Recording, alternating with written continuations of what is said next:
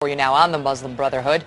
It has 300,000 active members. Islamic law would form the backbone of their government, and it has called Israel an occupying criminal enemy. So you can bet that the Israelis have some concerns if, in fact, the Muslim Brotherhood proves to be the winner and takes power. Dan Gillerman is the former Israeli ambassador to the United Nations and a Fox News contributor. Ambassador, great to have you with us on the set here in New York. It's good to be with you, Megan. You've been warning about this since we watched those protests, which were so lauded by so many people as a wonderful example of, possible democracy in action. And the Muslim Brotherhood swore they weren't going to run for these types of offices. They weren't going to go for the presidency. And now, a very different story. A very different story, but a story which I think anybody who knows the very tough region we live in could have foretold. It really makes you wonder what the president thought when he threw Mubarak, a 30-year-old ally, the staunchest and strongest ally of the US and the Arab world, under the bus. I mean, did he realize that the Middle East is not the Midwest, that Cairo is not Chicago? I mean, did he expect 13 wise men to wake up the next morning and form a constitution as they did in Philadelphia? This is the Middle East. Everybody knew what was looming. Everybody knew what was coming.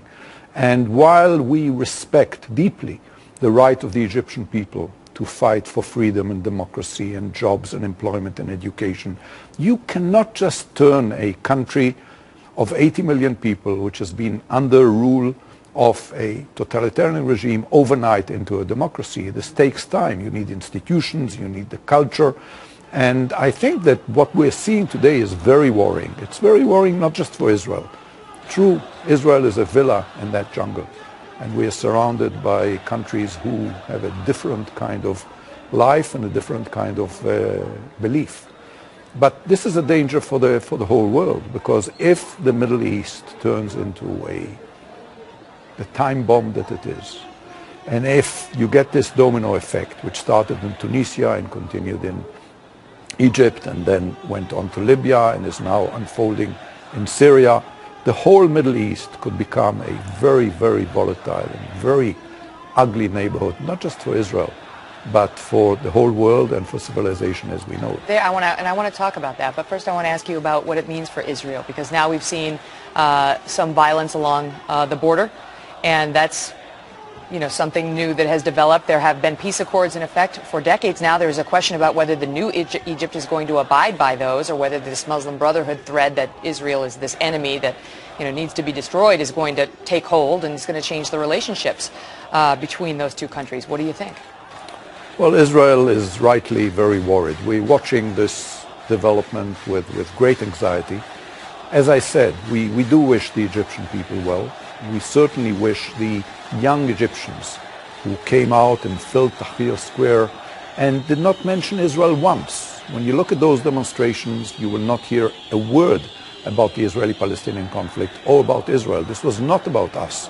This was about them wanting freedom and democracy and education and employment and prosperity.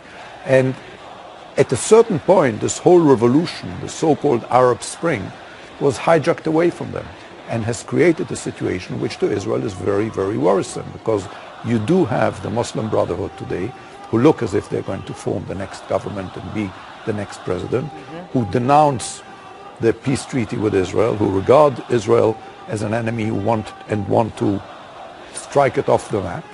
And while we still wish the Egyptian people well and hope this will end positively, we have to be very cautious. And we are. We're looking at it and giving it a chance, but being very, very cautious. These folks in the streets are concerned about, among other things, about whether the parliament being dissolved. The army had said it wasn't elected properly according to the Constitution, and that it needs to be dissolved. But they're upset about that, and it looks like their candidate has won, and there's a question about whether they're going to acknowledge that in Egypt. You talk about the broader implications in the region and for the world. Is there anything the United States could have done or can do now to have avoided this situation, either as it is or from getting worse? I think there's a lot the United States could have done to avoid it. I mean, there's these talks taking place in Iran today, in Moscow today, about Iran quest for nuclear power. And if I were an Iranian and I would watch the developments unfold over the last several months, and I would see the United States abandon the Iranian people when they rallied against the Ayatollahs, and I would then see the United States discard Mubarak and throw him under a bus, and I would then see the United States allow Bashar al-Assad to butcher thousands, tens of thousands of his own people, and then be more worried about Israel striking Iran than about Iran becoming nuclear.